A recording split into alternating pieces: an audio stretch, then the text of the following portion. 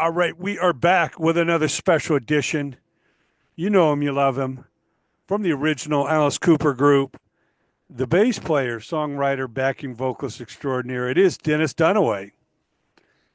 Dennis, back for the attack, I see. Yeah, I'm back. Or revenge, back for revenge, should Yeah, we say. yeah, you're gonna be sorry. I mean, what an incredible run it's been going back to Camelback High and everything in lovely Arizona.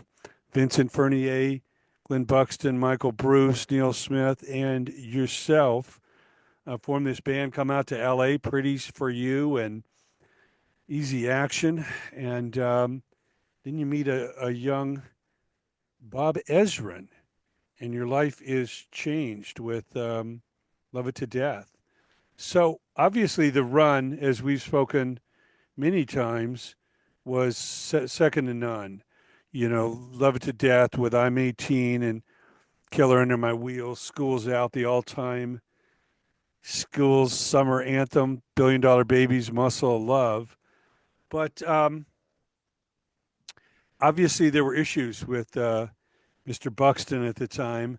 Just talk briefly about, how it wound down, the original group after Muscle of Love. Obviously, Ezrin wasn't involved with that album as much, and here comes a break, a long awaited break. But when things come back, it's Alice Cooper in name only. It's a solo album, and talk about just how the original band wound down at that point. Well, it had a lot to do with us working so hard. We were doing two albums. Other bands were doing two albums a year, but we were also doing two stage shows a year and continuing to tour while we were doing all of that. So we got to the point where we were pretty exhausted and thought that the band should would be better off if we took a little break. And uh, and then during that break, Alice recorded "Welcome to My Nightmare" and then put that out, and then didn't come back. So that's how that happened. Glenn was struggling a bit with substance abuse, uh, but he was probably functioning as well as Keith Richards was at times, I Sure. imagine.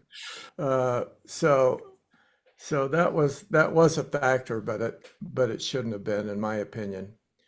Uh, and we were high school kids that had a dream, and we clawed our way to the top of the glittery rock pile, and brought theatrics to rock shows, and so we achieved our dream. It's not like we got uh, sidetracked before we got there. Yeah, what a dream it was. I remember being in high school in the early 70s, and the thought of cranking up schools out as the last bell of the last class before the summer break hit.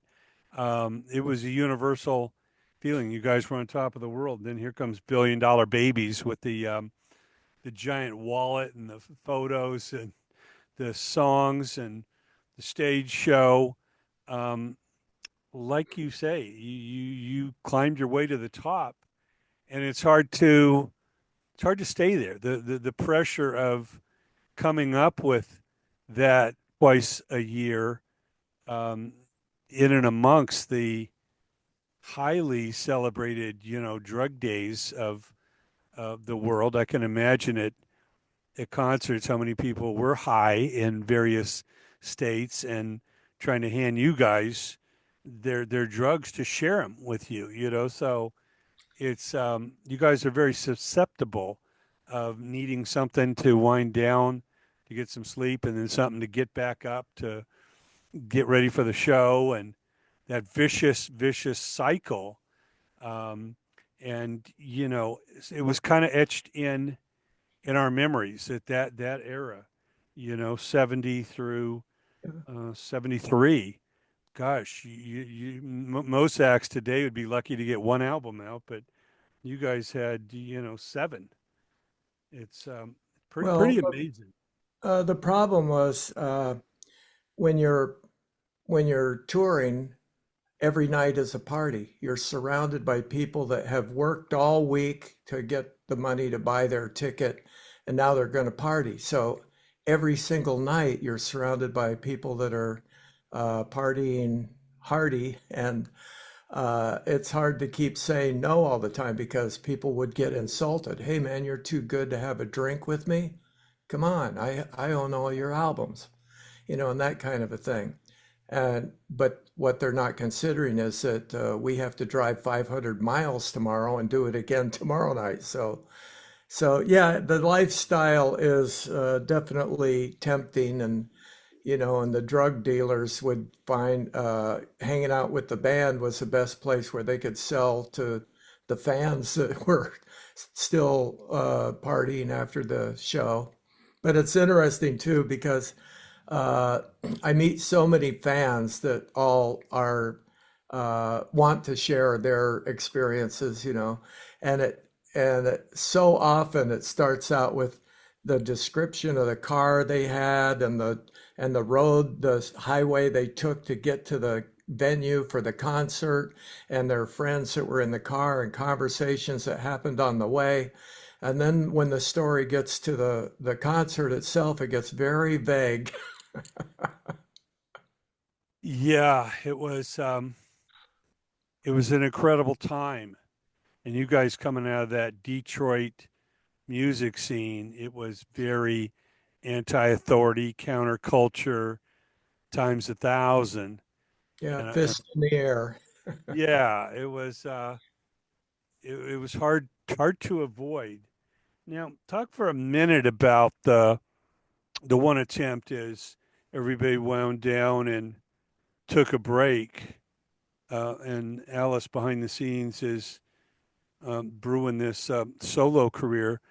You, Michael, Bruce, and Neil, along with a couple others, you put out a record called Battle Axe under the name Billion Dollar Babies.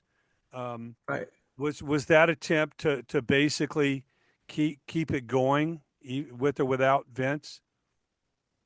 No, that was we had all agreed we would take a break and then we would do another album. That was supposed to be the next Alice Cooper album, but Alice Okay, didn't show up.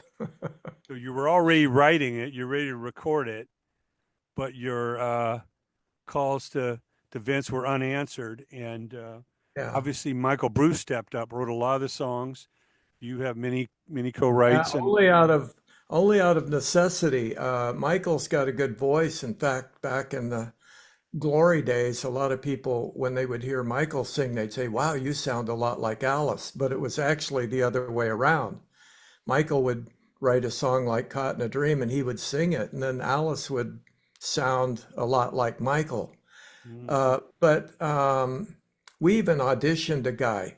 I can't recall his name right offhand, but he was in Jesus Christ Superstar on Broadway.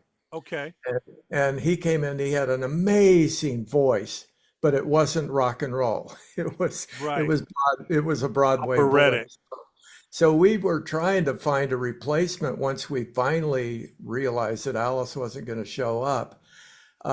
And then it just came down to, well, Michael, you can sing, so let's do that. So that's it. A lot of it was, uh,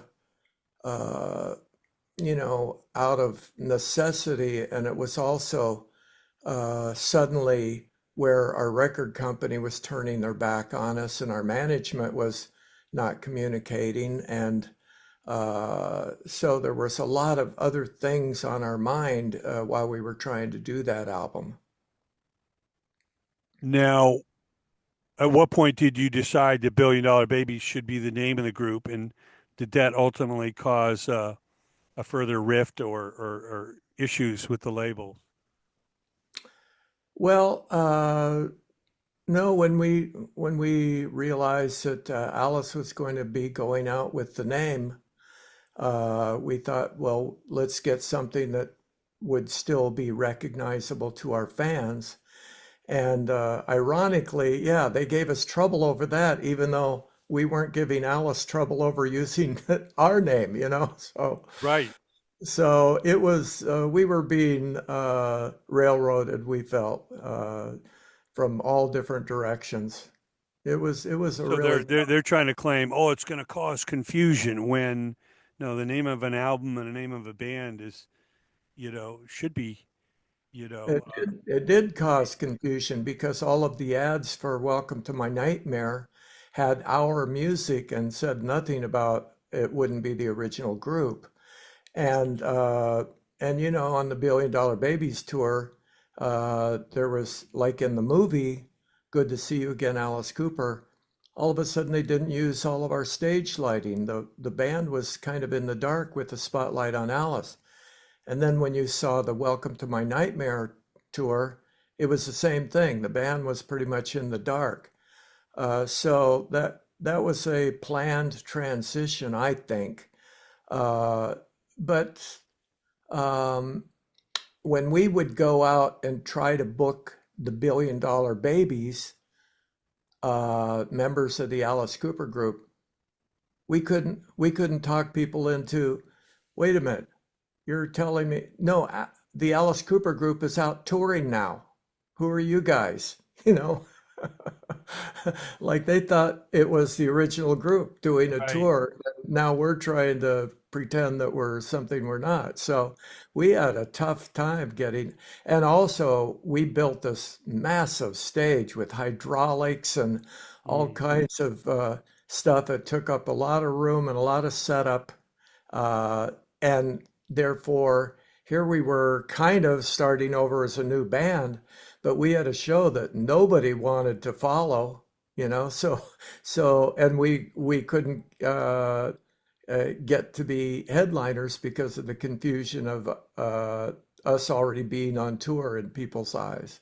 So financially, that turned out to be a major, major disaster, unfortunately.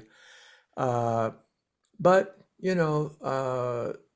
we've survived. Sure. Were you guys based in Detroit at that point? No, we were in Greenwich, Connecticut, where the band Okay. had moved to the Gillespie Estate, but we were up the road from there. Neil was living there, and uh, actually Neil and his ex-wife and Cindy and I had a house right on the Long Island Sound. Oh, So wow. you would go out, and the view from the back porch looked exactly like the opening view in Jaws. Oh, man. And the movie came out while we lived there. But anyway, or the book did anyway. So, um, we would always get together. I mean, Glenn would come over to my house and we would have a late night jams, and then we would I would go over to his house and we would jam a little bit, but usually it would turn into us just yakking, and having a good time. And Neil would I'd see Neil a lot, and whenever any of us had a song, I might call up Neil and say, "Hey Neil, you want to play drums? I got an idea for a song," and so we did a lot of that kind of stuff. But after the Billion Dollar Babies had problems, one of the problems is that Polydor Records was like the joke in the business back then was what's the difference between the Titanic and Polydor Records? Well, the Titanic had a good band. Oh, wow. And we thought that was kind of funny, but we were on Polydor, so we didn't like it that much. But Polydor was kind of having trouble when they signed us, so we didn't have all of the push that we would have gotten if we had still been with Warner Brothers. The Welcome to My Nightmare album actually was a soundtrack so that Alice could go to another label. That was written into our contract with Warner Brothers on our behalf. That if we got toward the end of our contract, then we had a clause that said that we were able to do a soundtrack with another record company. And that was planned so that we could, right toward the end of our contract, we could go and do that soundtrack with another record company and then have more clout for negotiations to go back with Warner Brothers or go elsewhere. So that's why Welcome to My Nightmare had the TV show where Alice was filmed for a segment that showed on television. Well, of course, so many of us fondly remember the original Alice Cooper group, and no matter what has happened since then, we revere and celebrate those 7 albums, and of course, the Bob Ezrin era of you guys just annihilating our memories and consciousness with the music and the visuals. And we've always, wrestled with that thought. Well, wait a minute. Alice Cooper was a group, and now the guy, the singer, took the name and he's out solo and left the group behind. But I know you've stayed friends, of course, with Vince, and you guys have done a few things since then. I know there was the event in Dallas, in Texas, a few years back, where you guys got together at the record store. Right, for my book signing bash at Good Records in Dallas. Uh huh. Fortunately, the sad news is the great, wonderful Chris Penn, who owned that store, who helped make that happen, passed away yesterday. Oh wow. Rest in peace. So it's shaken up a lot of people, especially in Texas, because he had gotten so many bands off the ground and helped them, make a name for themselves. Well, we need more of people like him. For everyone that passes, we hope we can grow another pioneer, somebody who was a risk taker and went out there and innovated and got behind, artists. That's right. Well, there were quite a few things that kind of brought the group back together. I mean, we would do the Alice's Christmas pudding show, a benefit for the Solid Rock Teen Centers out in Arizona that Uh huh. Alice and his wife Cheryl uh, uh, do have a lot to do with. And then we would, send songs to each other all the time over the years. And then we got together in Nashville because I also did a book event there, and Alice had a show just the night before. So uh, I got Michael and Neil out there, and we sat in with Alice at the big concert hall there. And then the next night, we played in a very intimate room to hardcore fans. And so that was good. And then, of course, being inducted into the Rock and Roll Hall of Fame brought us together. So, and then we played, we've recorded songs on several of Alice's solo albums. So a lot of things led up to this. I think, patting myself on the back just a little bit. I think that the tone that I used in writing my book had a lot to do with it because uh, my book was aimed at putting the fan in the car with us on the road, and Hmm. that's the style that we worked very hard to achieve. And I had a great team that all got that and helped me do it. Uh, and uh, and also, the breakup isn't what the band was about. The band was about togetherness. I mean, solid. Nobody would say no about anything. We never thought about throwing in the towel. And that goes for our road crew, our management. That was just how it was. We were determined. If anything happened that looked bad, we would try to turn it around and make it be positive for us, and we would move forward. So that's what I wanted to get through in my book, rather than the problems that occurred later on. Well, absolutely incredible book. If you haven't already, go get a copy. It is an amazing tale, like you say, bringing you right into the car, the plane, the tour bus, Yep. with the group. And of course, it was, snakes, guillotines, electric chairs. Check out the Dennis Dunaway book. Now, when was the talk originated to, hey, maybe we should see if we got enough for an album? Ezrin's based in Nashville. He's got a studio. When did that start? Well, it's funny because over the decades now, every once in a while, some fan would start a rumor that we were doing an album, and then everything would get, and Alice would be excited and everything, and then it wouldn't happen. So it was all like we weren't popping any champagne until this thing actually came out, and it will come out in July 25th. But I've been keeping this secret as Neil has, and Alice kind of has, and Michael kind of has for a couple of years now.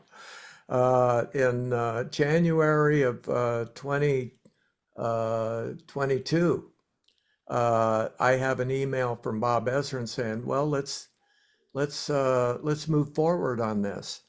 And that came after I got a call from Bob and Alice, and they're saying, "Hey, Den, we're thinking we should do an album." And I said, "Well, I'm in." So we started just having fun talking about all the various songs that Alice had heard that we had done, and different songs that Bob Ezrin liked that we had sent to them. Mostly just sending tracks to Alice for consideration for his own solo albums, if you will. But so everything that happened had on this project had it's like something would be really exciting and everybody would be all excited, and then there'd be a long period of no communication, and then something really exciting would happen. Then so I'm shaking the table here. A lot of Sorry. hills and valleys waiting for the roller Oh coaster. yeah. Oh yeah. So so basically, Neil and I had submitted about 30 songs each, and Michael had songs kicking around, not that volume, but we can always rely on Michael for the quality of what he does. But in the meantime, over the years, Neil and I have become better songwriters, so we felt very strong. I thought we had enough material for 5 albums, but the problem is we had all of these incoming songs demos, and so each of us, it started getting very difficult to try to imagine how are we going to pick only 10 songs out of all of these. And I kept trying to get Bob and Alice to tell me, okay, which songs do you guys want to do? Because I want to really be prepared when we go in the studio to record these. Uh, so what happened is then the group, Neil, Alice, Michael, and I went out, met up at the Solid Rock Teen Center out in Phoenix. Uh, in there, they have all these great studios and stuff. So we just got together just to be together in a recording situation again and to start kicking around ideas. And Bob Ezrin wasn't there intentionally, just so it could be the band becoming a band again. Hmm. And so we did that, and we came up with a few songs. Actually, we wrote a couple of songs pretty much. I mean, somebody would have ideas, but it would develop into a song on the spot there, including Black Mamba, the single that's out now. That was pretty much Michael had a jam groove, and Neil had jammed with him on it at Michael's house, and then And then they started playing it, and Alice came up with some ideas, and next thing you know, it turned into a song. So then there was another long period of waiting, and and then finally Bob Ezrin says, "Hey, Dan, we should all get together." And so I booked a studio, and I said, "Oh, wait a minute, I'm not sure you want to go to that studio. I have a studio."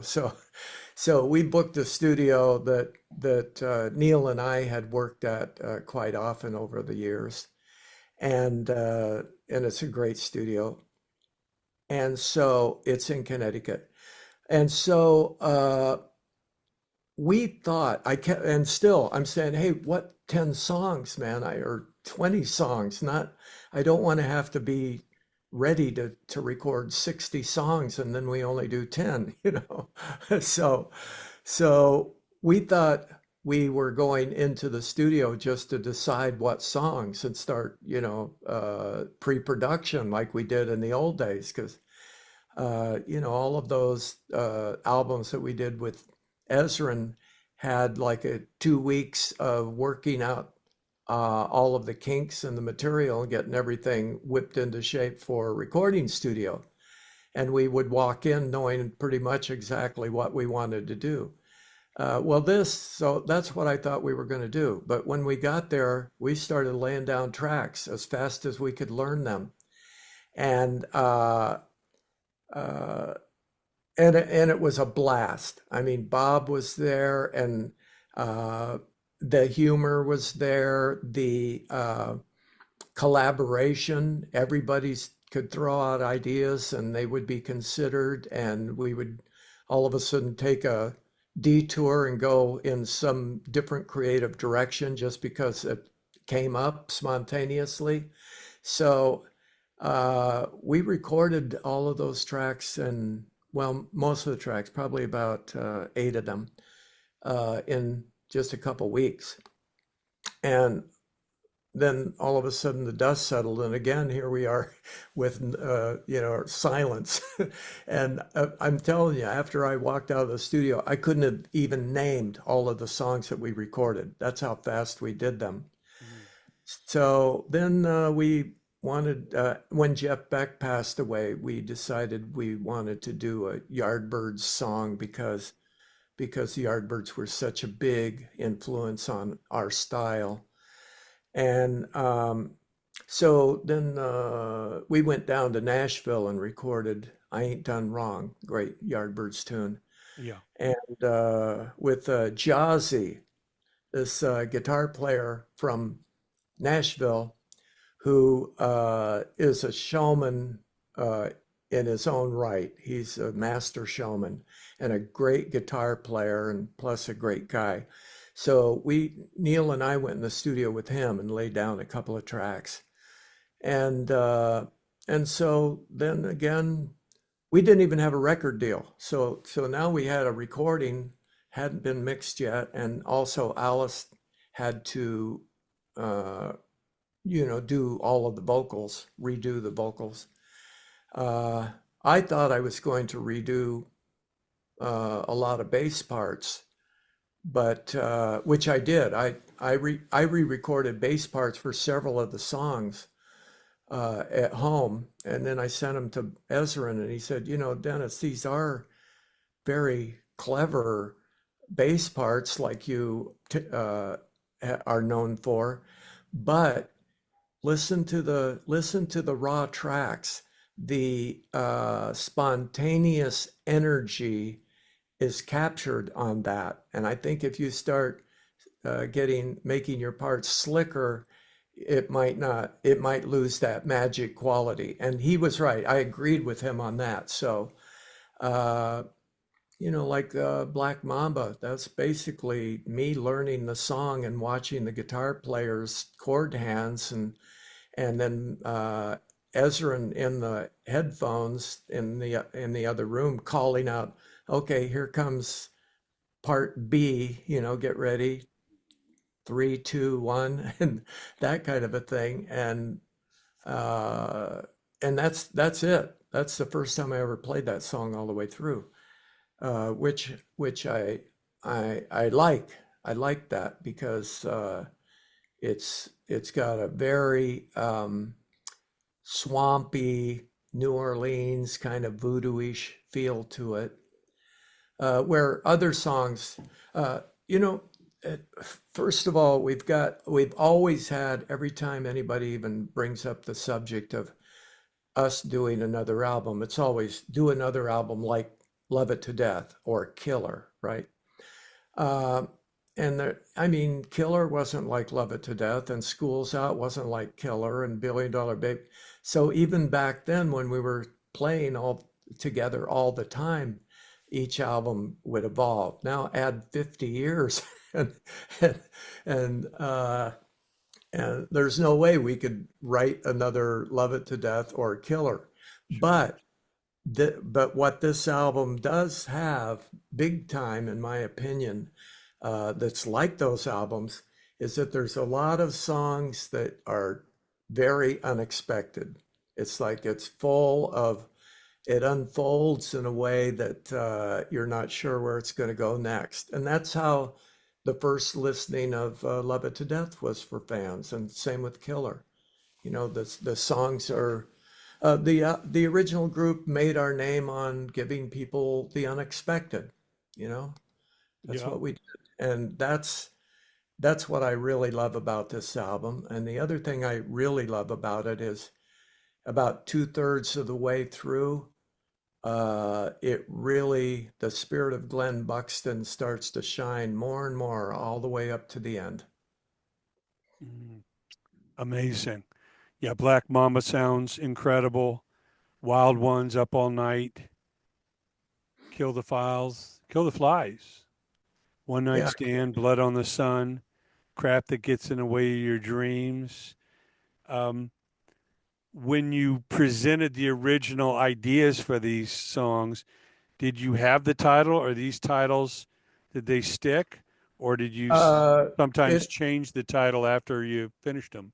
Oh no, a lot of things changed on the songs that I wrote. Wild Ones is pretty much the way I wrote it, arrangement wise, chord wise, and so we in the studio I would play guitar, and Neil already knew the song, but then Michael needed to learn it, and Alice needed to get familiar with it. So uh, but then Alice overhauled the lyrics and took my lyrics to a new level. So, it was called Wild Ones. And then the other song I wrote, actually, I called it Eight Alive.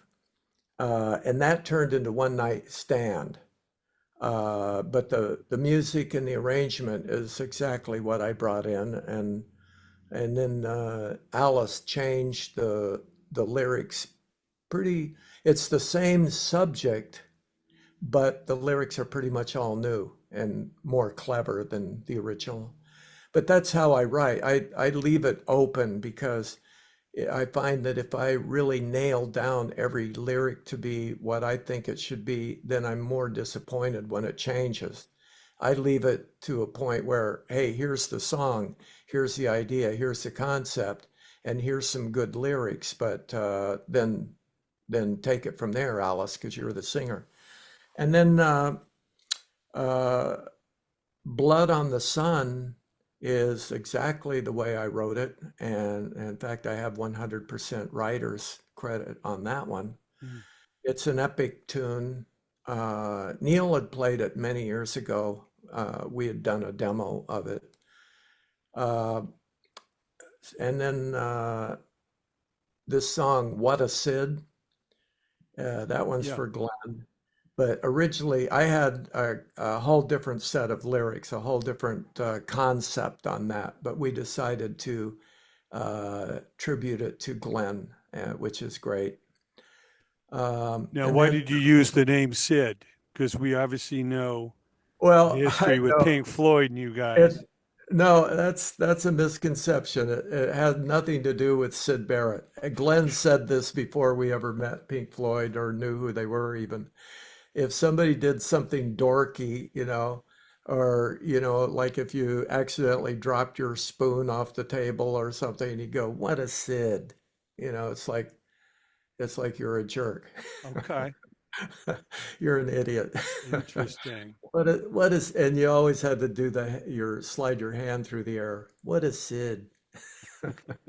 Uh, yeah, that's uh, that's named just because that term is so Glenn Buxton that we wanted to use that in the song that was about him. Amazing. The other song that I had a lot to do with, I wrote my bass parts for everything, and Neil wrote his drum parts. It's the person that gets writer's credit is, if somebody makes changes on the lyrics or on the chords or the melody. Hmm. Uh, but we kind of work where, if I have minor changes on somebody else's song, then I don't get a writer's credit. But if other people do, they do. Okay. I don't campaign heavily to get my name on songs as a writer. Uh, and sometimes I'm disappointed about that, and other times I'm not. I'm very happy with how this album is credited. So the other song was "See You on the Other Side," which Right. Neil came up with the concept of the song, and he was working on it. And then I came in and developed the melody from what he was doing, uh, and then I rewrote the lyrics. And those Alice changed a little bit, but it's pretty much the way Neil and I wrote it. Mm. Well, we've lost so many of our friends and family over the years, and obviously Glenn was one within the band, and so many people in your team. David Liebert, the late great tour manager who had a great book, Rock and Roll Warrior, and so many people from your team. You see you on the other side, basically a nod to those that have left us. Well, Glenn in particular, yeah. Okay. Well, Famous Face, Money Screams, Intergalactic Vagabond Blues, What Happened to You, I Ain't Done Wrong, and the two bonus tracks. Speaking of Glenn, tell us about the demo, the Return of the Spiders 2025 that became a special appearance on the record by Glenn Buxton. Well, I believe a fan or maybe somebody that worked at the old recording studio ran across these recordings. Hold on a second. It's too noisy. So a fan ran across these recordings, and I didn't even remember doing Return of the Spiders with a straight beat before. I I just remember because Neil was in a surf band, the Laser Beats, in the Arizona days, and he did a spectacular version of Wipeout with that band, and so uh, I had written the song. The concept of the song was when we used to play in L.A. and people would line up at the exits and start yelling out insults. Uh, so stop, look, and listen. So we were telling the audience, wait a minute, hey, we're performing here. It was that was the concept, believe it or not. And when we got Neil in the band, the first thing that I did is we played Wipeout, and then I decided, Neil, that is so good. We gotta use that in a song. So we decided to use that in my song. And this recording that they found is the track when we decided, well, let's try it with a straight beat, straighter beat anyway, a different groove. So it's a different groove than the one that people are familiar with. And then Titanic Overture is really a mind blower because I didn't really remember doing this at all, but it has vocals. Wow. And on Black Mamba, you have a special appearance by Robbie Krieger of the Doors. How did that happen? I know Robbie famously had a golf tournament to benefit kids with cancer, and I'm sure Alice, being the golfer, participated at some point. Was it a friendship between Alice and Robbie, or how did that come about? Oh yeah, we've all been friends with the Doors since '68. Uh, yeah, well, I worked with Joe and Albert Bouchard. Albert Bouchard did the Imaginos album for Uh-huh. Blue Oyster Cult, and Robbie played on that a lot. Okay. So, uh, so there was a connection, and Robbie played on several Blue Coupe songs, and uh, and I would go see Robbie whenever they'd play in New York City or whatever, and him and Ray. So yeah, we've been friends with Robbie. I talked to him a bit when I was doing my book, asking him about his memories of different things, even though he said he didn't remember anything. So whatever I wrote, he'd go with. But I tried to be as accurate as possible. Yeah, what an excellent, perfect choice for that song. We were kicking around ideas of who we should get for that, and Robbie came up immediately, and everybody agreed. He was a friend of Glenn's, and also the slinky, slithering kind of feel of the song was perfect for Robbie's playing. Well, I love Bob Ezrin's comment about making the record. He says, quote, none of them have changed much as a person. Obviously, everyone's older and more mature and settled. But when we got together and watched the interplay between them, it was like they just walked out of high school and were hanging out at the local cafe. They would just revert to type. They revert to who they were as kids when they first got together and make music like they did 50 some years ago. Well, that's how it's always been with us. You can see that in the Live from the AstroTurf, the film that was made at the record store in Dallas that you Yep. mentioned earlier.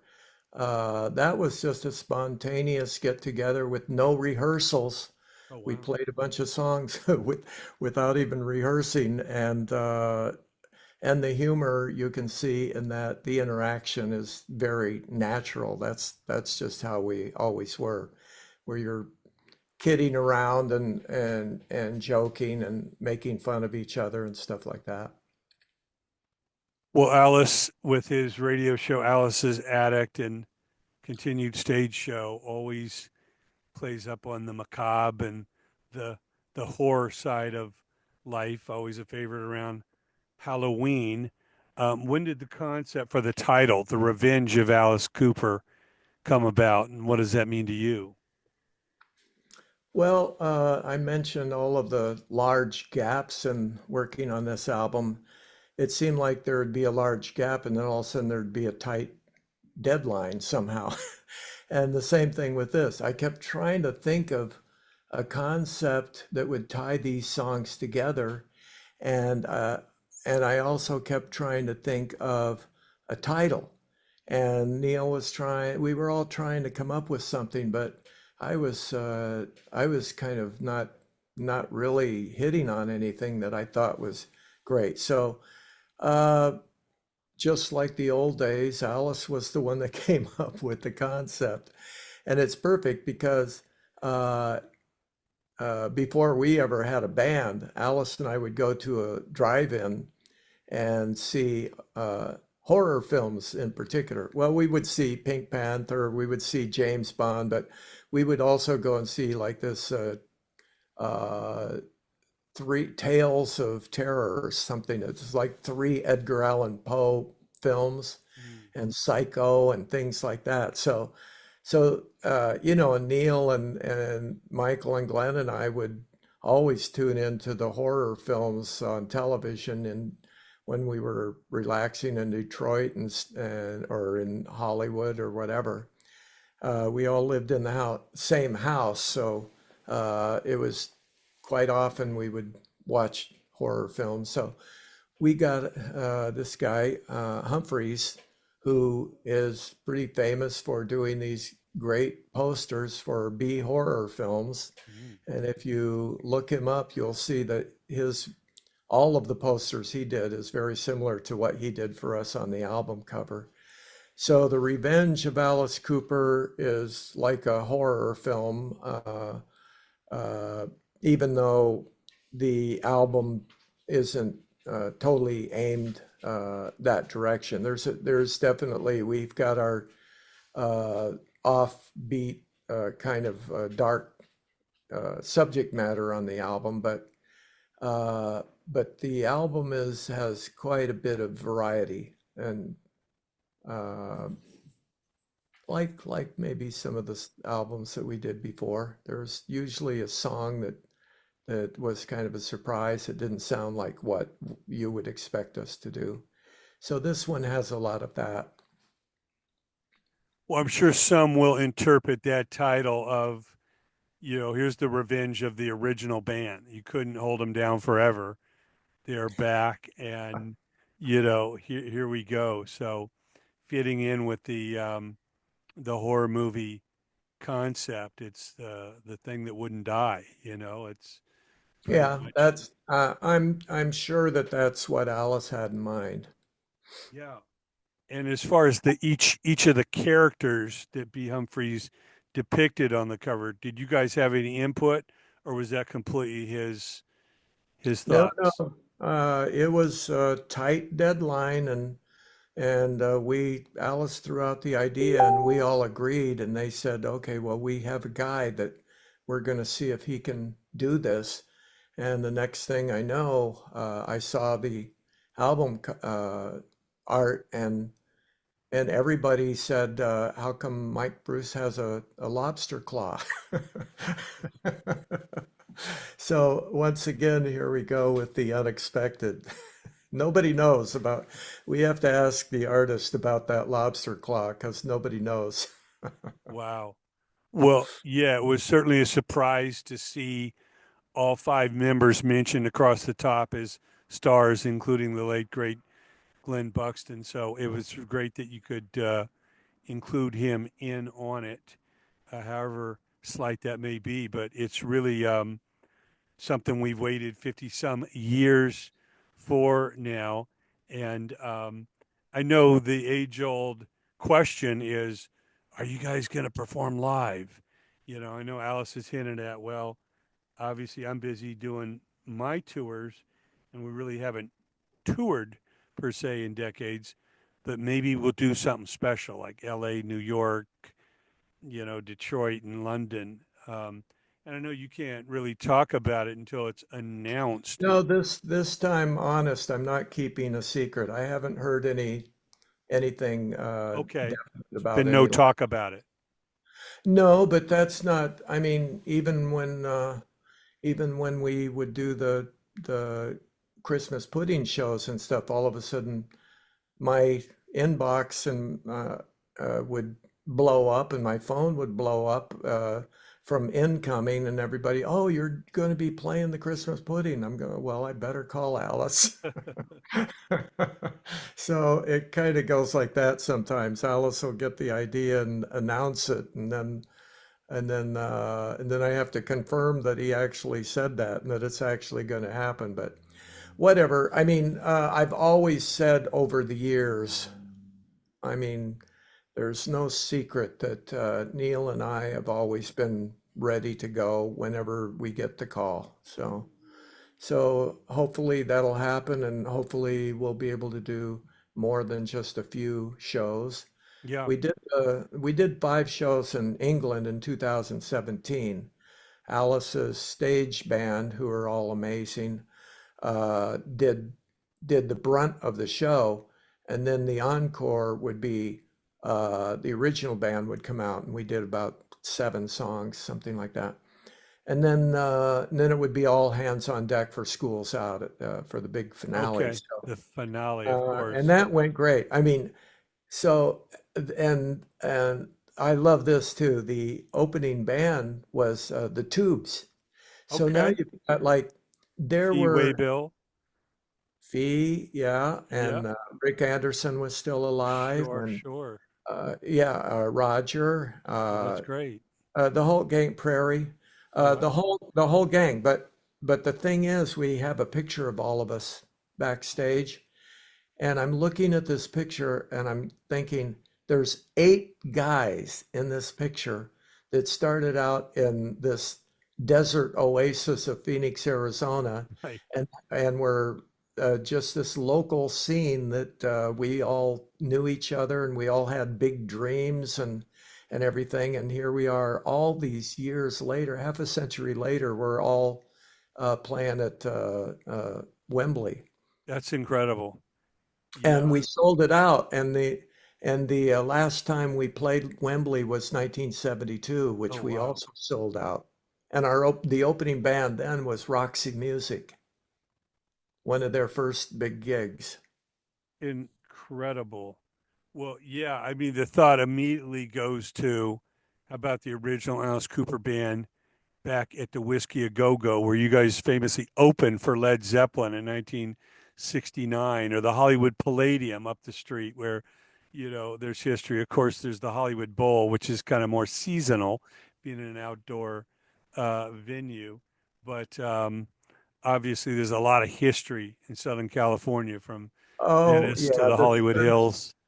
the Sunset Strip was a whole different ball game then than it is now, unfortunately.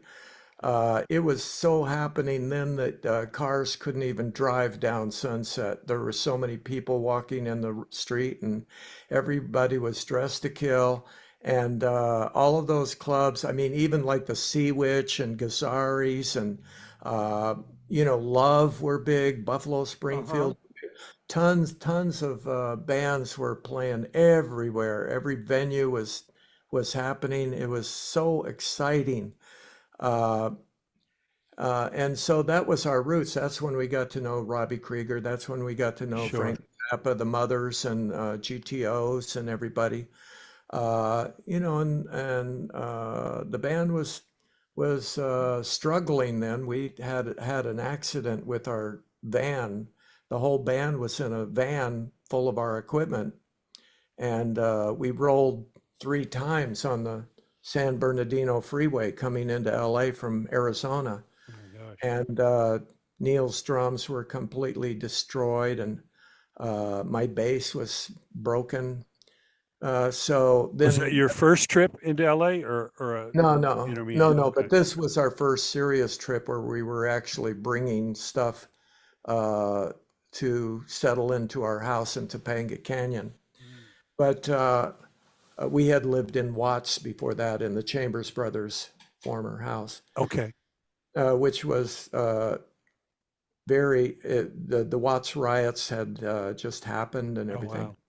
So anyway, then we didn't know what we were going to do. I sold my car. I had a 64 Falcon hot rod that Mm. I sold to get money to keep the band going. And then Neil called his sister, Cindy, to come out, and she got a job and helped feed us and started designing our stage outfits and everything.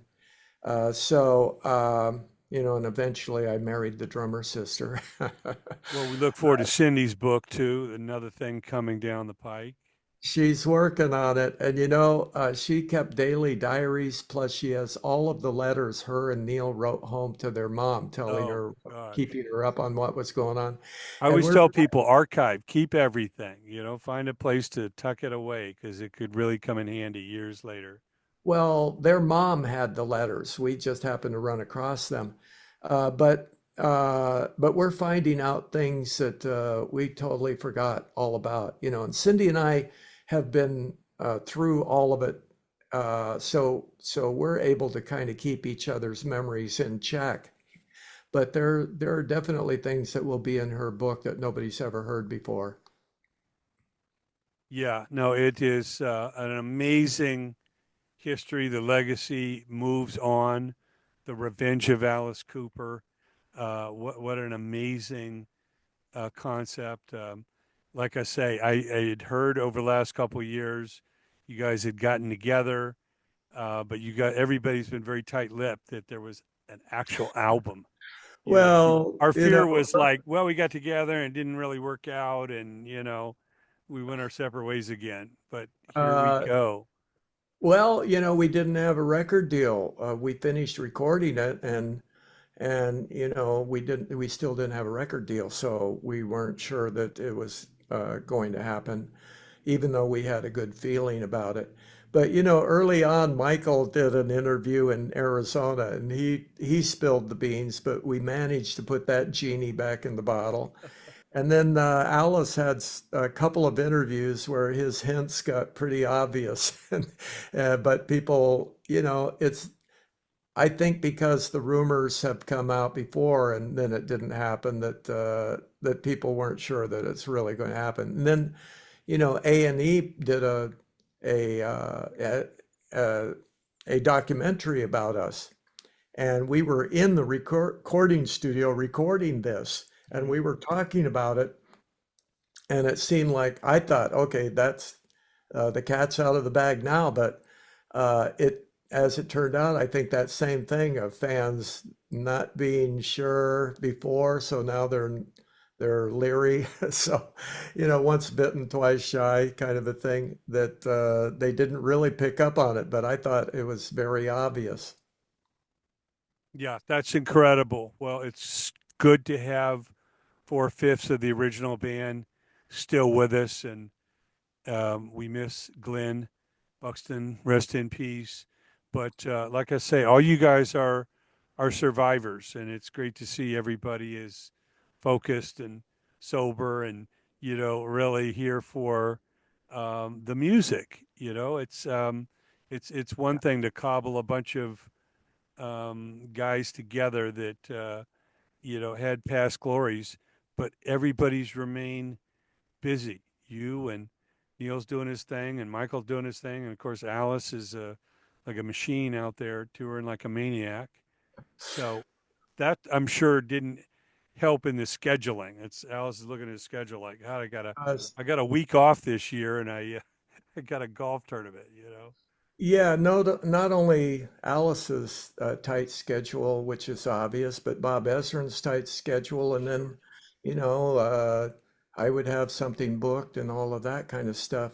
So, yeah, scheduling was pretty tricky at times, but basically, the good thing is that whenever Alice and Bob were available, then we were all ready to jump. So that's how that was a major factor in making it happen. But I shouldn't be talking about it now. This wasn't supposed to break for another month. Ear Music sent out all of the promotion to all of the radio stations Uh huh. and and press and everything, and they weren't allowed to release things until a certain date, and that was supposed to be coordinated with the release date of the album. And so they were supposed to release one thing that would generate interest and then wait a while and then release the next thing, all coordinated, and keep releasing things that would sustain the interest and build up to the actual release date. But then somebody in Australia released everything, leaked everything. So now we had to try to come up with these other things like the Black Mamba video. You Right. know that that was done in a hurry. Yeah, the lyric video and all that. Yeah, I know it's tricky to keep the cat in the bag these days because the labels like Ear Music, they want to release two or three singles before the album comes out. Like you say, kind of build it up, get everybody excited, and then roll it out. But it's that requires months ahead of time. It's really hard to do it. Yeah. Well, the best part of the story is that the fans are ready for this. So It already it's been on the number one bestseller in different categories in on Amazon in United Kingdom, the U.S. and Germany. Best-selling new release. So in pre-orders. So pre-order it and tell everybody you know, folks out there.